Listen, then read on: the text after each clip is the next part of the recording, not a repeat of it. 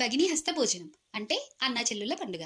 పూర్వము కార్తీక శుద్ధ తదియ రోజున యమధర్మరాజు అనుకోకుండా తన సోదరి యమున ఇంటికి వెళ్ళాడట. ఎన్నిసార్లు తన ఇంటికి రమ్మని పిలిచినా యముడు తన సోదరి ఇంటికి వెళ్ళలేదట. యముడి రాకను చూసి యమున సంతోషంతో ఆయనకి ఎదురెళ్లి హారతి ఇచ్చి లోపలికి ఆహ్వానించిందట. ఇంటికి వచ్చిన తన సోదరుడికి తన చేతితో అన్ని రకాల వంటలు వండి భోజనం పెట్టిందట. తన సోదరి ఆతిథ్యాన్ని మెచ్చిన యముడు కొన్ని కానుకలు తనకిచ్చి అలాగే ఏదైనా వరం కోరుకోమని చెప్పాడట. అప్పుడు యమున ఎవరైతే ఈ కార్తీక శుద్ధ తదియ రోజున తన సోదరి ఇంటికి వెళ్లి భోజనం చేస్తారో వారందరికీ దీర్ఘాయుషునిమ్మని కోరిందట. వెంటనే యముడు సంతోషంతో తన సోదరికి వరమిచ్చాడట. అప్పటి నుంచి సోదరులందరూ తన సోదరిమణుల ఇంటికి వెళ్లి భోజనం చేసి కానుకలిచ్చి రావడం జరుగుతుంది.